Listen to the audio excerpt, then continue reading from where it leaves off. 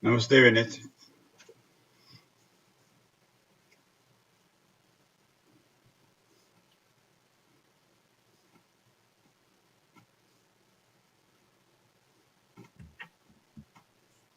Namaste, everyone. Welcome. Thank you for joining us. If we can just all take a moment to make sure that we are muted out. There may be opportunities later in the workshop to unmute, particularly if we're having some conversation or some Q&A. But for now, if everyone can just take a moment to just make sure that your microphone is muted. And you may keep your camera on or off as you feel comfortable and are able to.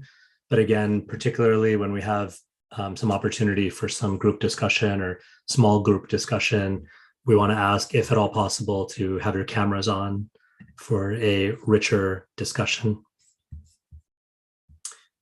We'll also just allow for a couple of more minutes as folks make their way into our Zoom room. We have quite a few folks who have registered for this workshop, and we're really grateful for that. And we also know that we're all coming from different things in our day, so we want to give some space and time for folks to join us if they're able to.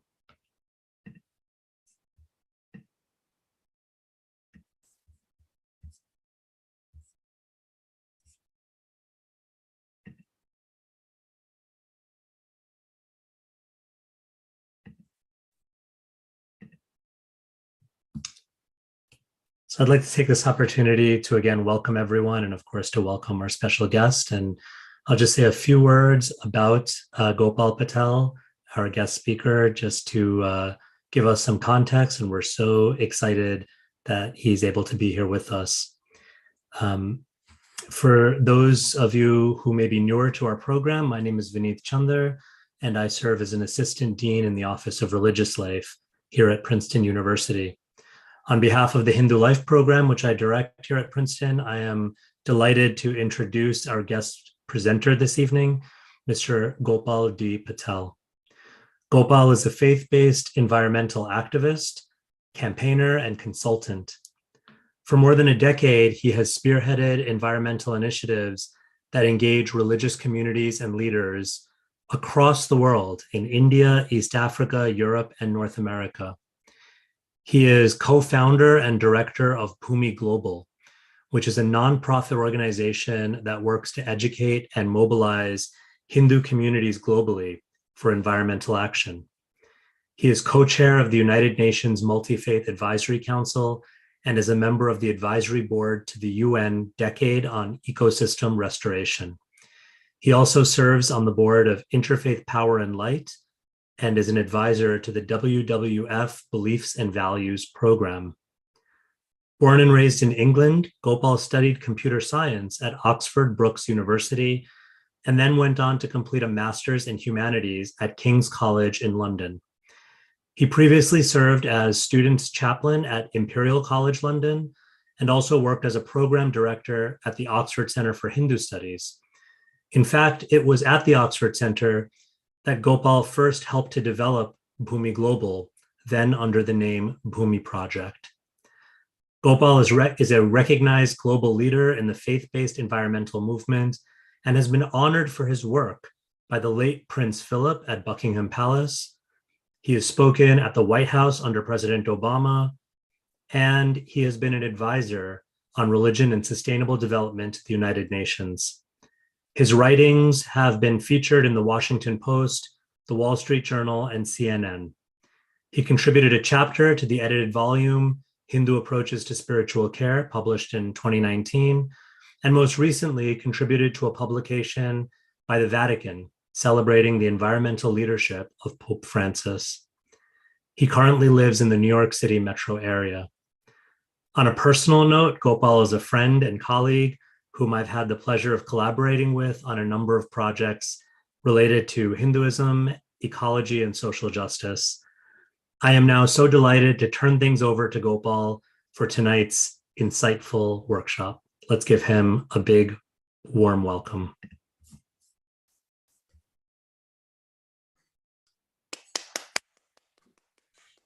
Thank you so much, Vineet, for that introduction. And it's so wonderful to be with you and all the members of the Princeton Hindu Life Program and the broader Hindu community this Monday evening, which is the first day of Earth Week, because on Friday we celebrate Earth Day. In fact, every day is really an Earth Day, or should be an Earth Day, but this is the week we celebrate Mother Earth specifically. And so I'm happy to be joining you tonight to start our celebrations this week, where we honor and give thanks to all the gifts that Mother Earth gives us. Tonight will be hopefully an interactive discussion-based session for the next hour. The organization that I run, called Bhumi Global, we say that caring for the earth is not a spectator sport. It requires everybody's full participation. We'll be launching a podcast later this year, and the working title so far for our podcast is All Hands on Deck. That to care for Mother Earth, to address the climate change crisis, everybody needs to step up and step forward to do what they can. And so I'm really hoping and looking forward to rich participation by all of you here tonight. So the way this session is going to go this evening is that I will speak hopefully for no longer than about 15 or 20 minutes max, to kind of lay some foundational groundwork or some ideas. And then we'll break out into little breakout rooms here on Zoom to kind of have a bit more discussion and brainstorming around how we can all increase our care for Mother Earth. And then we'll come back together in the session as a whole and share ideas, share further discussions, and then I'll end with some closing remarks as well. So that's what we plan for today.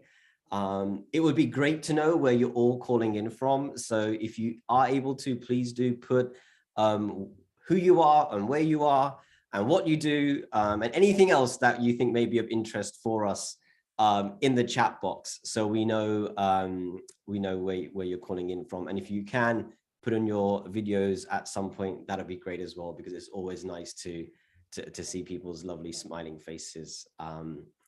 So let me start off with my my presentation. I'm going to share my screen now, and if you have any questions during my presentation or anything that's mentioned tonight, there will be time for Q&A after I finish my presentation.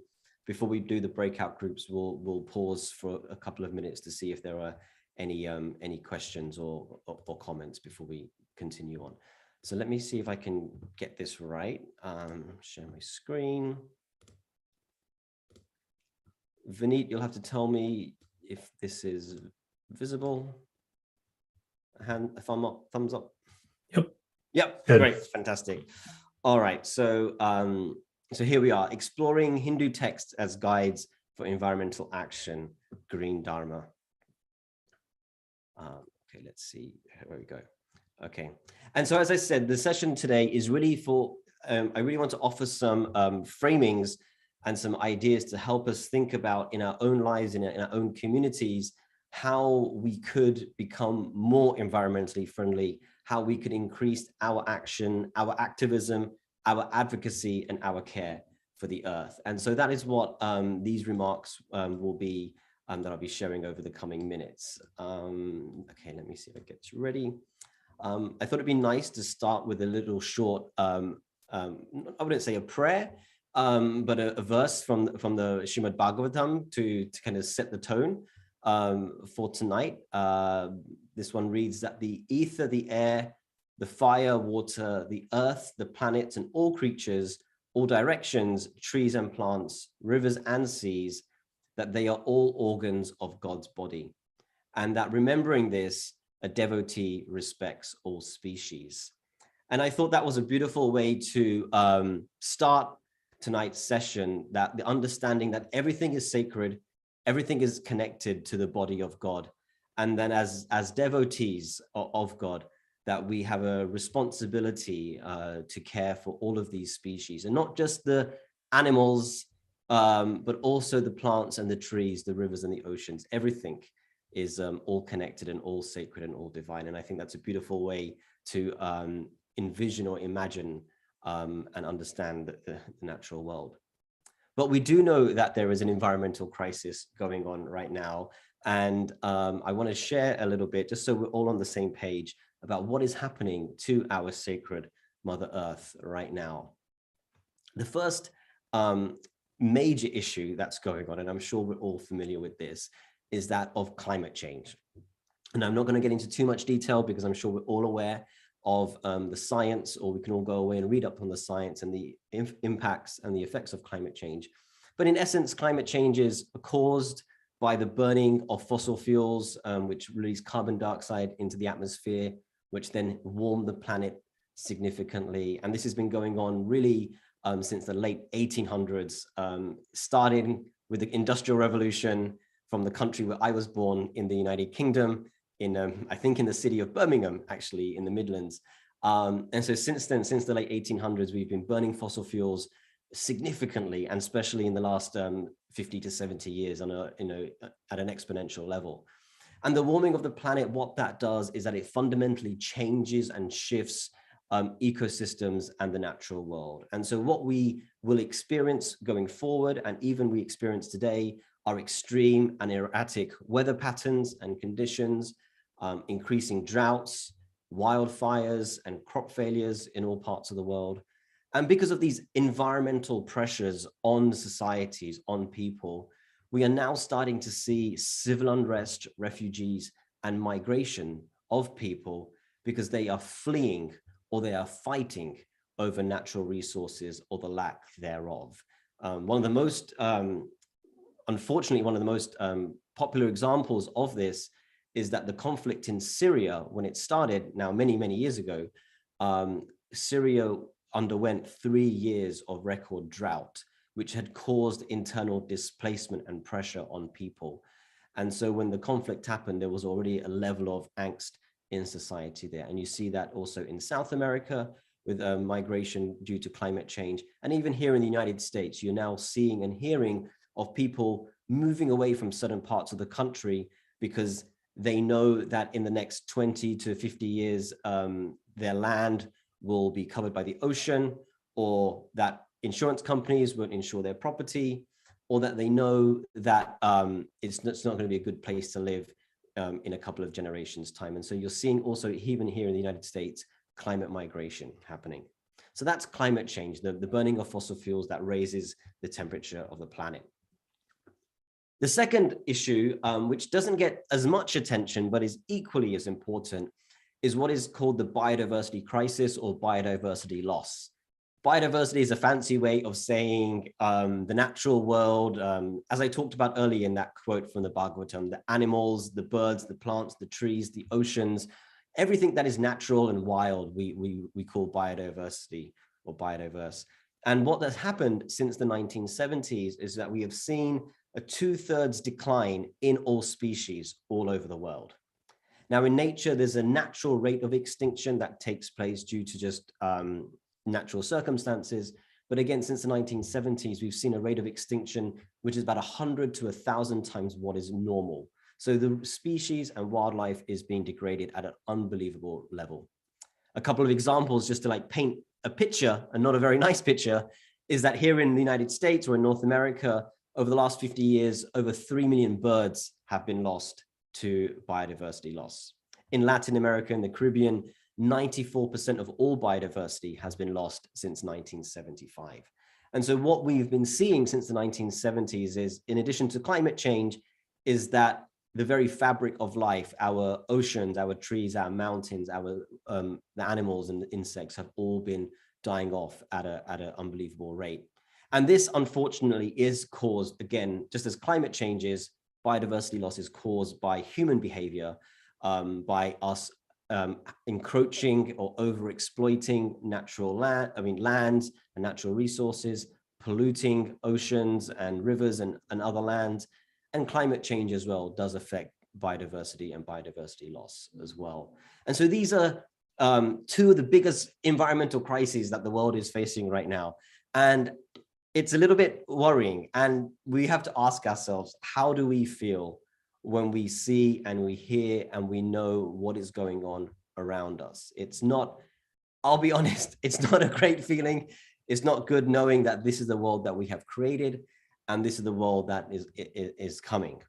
And I think for many of us, we will feel a sense of dread, maybe a sense of shame or guilt, but overwhelmingly a sense of worry and alarm and sadness, but also a desire to kind of maybe do something to help the situation. And this feeling of almost paralysis of not knowing what to do next is very similar to how Arjun felt in the Bhagavad Gita. I'm not going to go into like the full context of the Bhagavad Gita. I'm assuming there's some level of understanding amongst all of us about what the Gita is. But in essence, and this particular image which I'm showing here, is that in the battle, as the battle is about to start in the Bhagavad Gita, Arjuna essentially has a mental breakdown where he asks his charioteer Krishna to take his chariot in the middle of the two armies. And you see in this picture here, Arjuna says that his bow and his arrow are slipping from his hands. In this image, he is crying and he does not know what to do. He is literally paralyzed. He does not know what to do because he's overwhelmed by grief, overwhelmed by what is going to happen if he does what he thinks he has to do. And then what happens after that is Krishna and Arjuna have a conversation, a discussion about what Arjun's activities and what his response should be to the current situation. And so Arjun's predicament at that time, when the Gita was spoken, I see very strong parallels to our predicament right now, or for many of us, where we are overwhelmed by the environmental crisis and we don't know where to start in order to make some positive change. So what I want to propose is that we have to make a plan of action. There's that cheesy line that says, if you fail, if you fail to plan, you plan to fail, right? And so we all have to make some kind of plan in our life for everything we do. And that's even more so now when we're at the cusp of a major ecological crisis in the world. So let's make a plan of action. And what is happening at the international level when it comes to making a plan of action to address climate change? I'm sharing these so that we can get a sense of that not all hope is lost, that there is action happening. There are plans in place to address the climate change crisis. And so we must be all familiar with the Paris Climate Agreement in 2015, where every country in the world agreed to limit warming of the planet by 1.5 degrees by the end of this century, by 2100. And so that target is off track, if I'm honest. And, you know, if I'm honest, the data is out there, we can find out for ourselves. But that's not to say that there is a plan, right? And the plan consists of every country developing action plans, every country reviewing those plans every 5 years, those plans being transparent, the data being available for everyone to see. And so the last review of the action plans were in Glasgow at the end of last year at the United Nations conference there. You know, and every plan has to include a number of things, primarily a reduction of carbon emissions, and then how to adapt, how are countries going to adapt to the impacts of climate change, and how are countries going to help finance the changes that they need to make in order to address climate change. So there's a plan of action. It's called the Paris Climate Agreement in 2015. It's the best chance we have at a global level of addressing climate change. Oh. And when it comes to biodiversity loss, which was the second issue or concern that I mentioned, right now, the United Nations is in the middle of drafting a brand new 10-year framework to address biodiversity loss. They just met 2 weeks ago in Geneva for 2 weeks to continue the drafting process. The UN are going to meet again in Nairobi at the end of June. And then most likely at the end of August or sometime at the end of this year, they'll meet again in China to finalize and adopt this new 10-year framework. And it's called the Global Biodiversity Framework. And it will be the newest and the best framework that the United Nations has ever put together with the input of every country of the world to address the loss of biodiversity. And these are some of the key aspects of it that I think are really important to share, is that there's one aspect of it is like increased financing, making sure the money goes to the right places in the right way to ensure biodiversity is not lost. A strong implementation mechanism, making sure that countries and the private sector and civil society can all be involved in the implementation of this new framework. And what's really important about this new framework is also protecting the rights of indigenous peoples and their communities and their land. It is shocking that although indigenous peoples only make up 5% of global population, they protect 80% of all global wildlife, or sorry, all global biodiversity. 5% protect 80%. It is staggering. And so there's a strong component of the global biodiversity framework to ensure the rights and indigenous peoples are at the table when any discussions or conversations are had about their land and the protecting of biodiversity on their land. So a plan is at hand for both climate change and biodiversity loss. And so, as I said, not all hope is lost.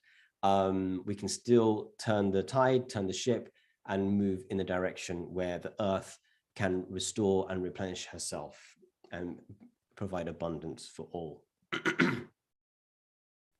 But this is a talk about how we can use the Bhagavad Gita as a framework for action. And, you know, I've been a student of the Gita now for about 20 years, I think. And over the last 10 years or so, the more I've read it and had conversations with people about it, the more I've understood that there are ideas there that can help us address environmental issues. And so what I'm going to do now is present two ideas from the Gita that I think could lend themselves for action, and then we're going to break out into our groups. The first idea that I think is helpful for us is that the Gita places immense emphasis on knowledge, on education. I mentioned earlier that Arjun has a bit of a mental breakdown, and he submits to Krishna, who is driving his chariot.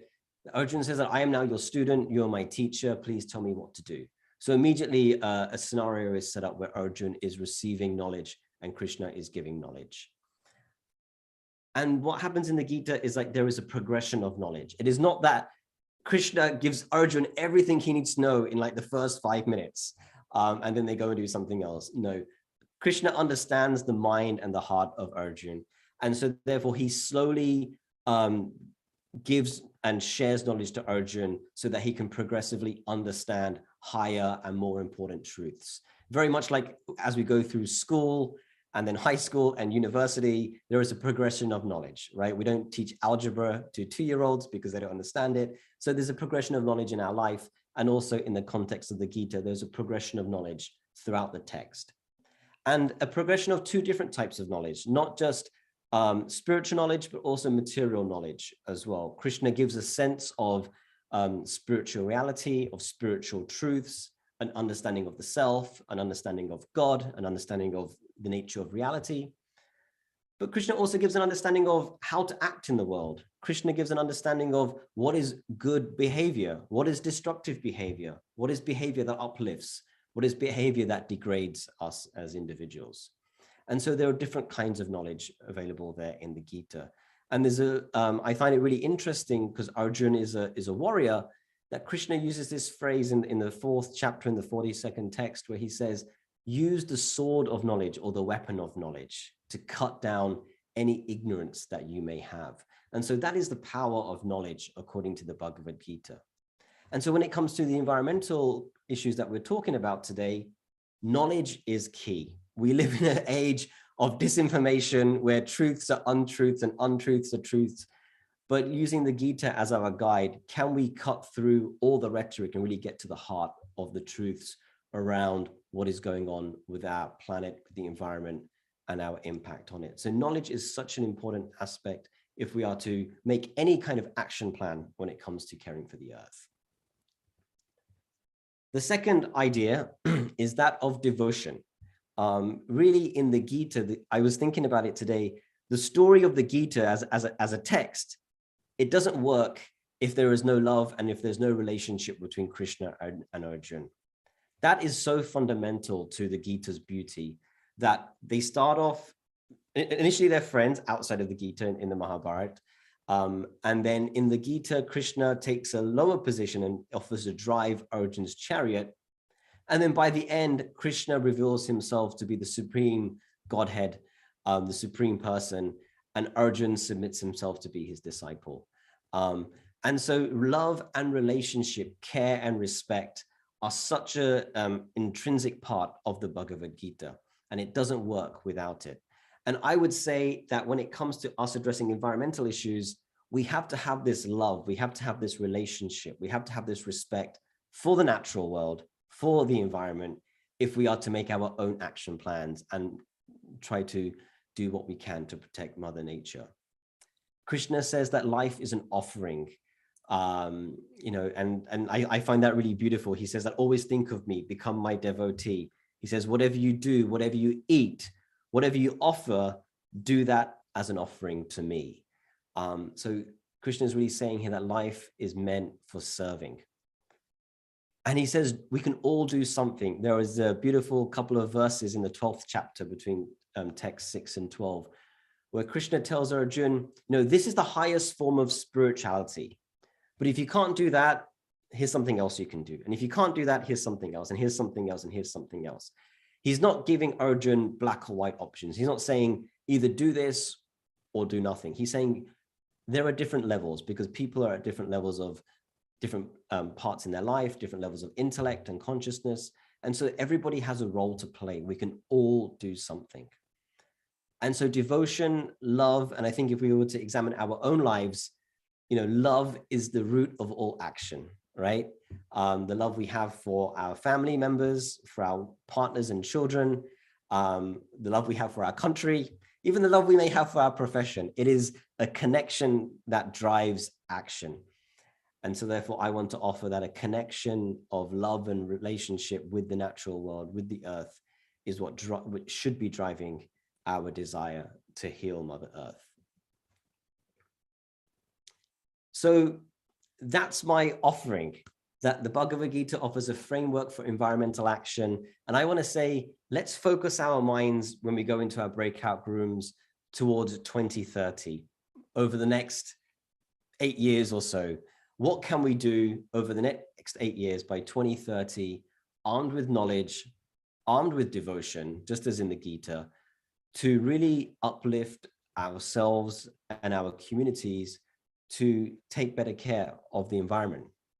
And so I'm going to stop sharing my screen now. Vineet, hopefully you're still there, and you can put us into our breakout rooms where we will continue the conversation.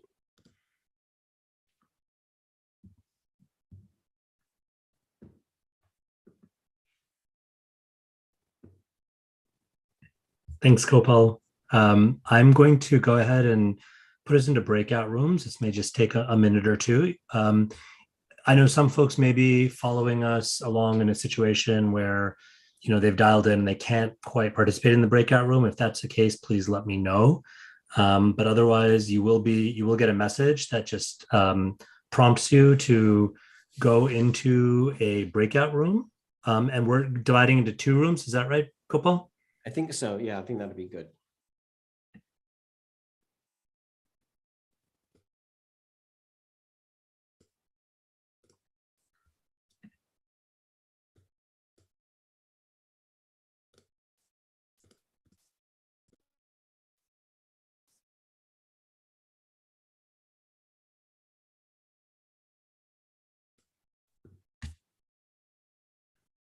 And I just want to say thank you to all of you who put your names in the chat. It's great to see so many environmental activists and leaders coming together tonight. That's really great to see.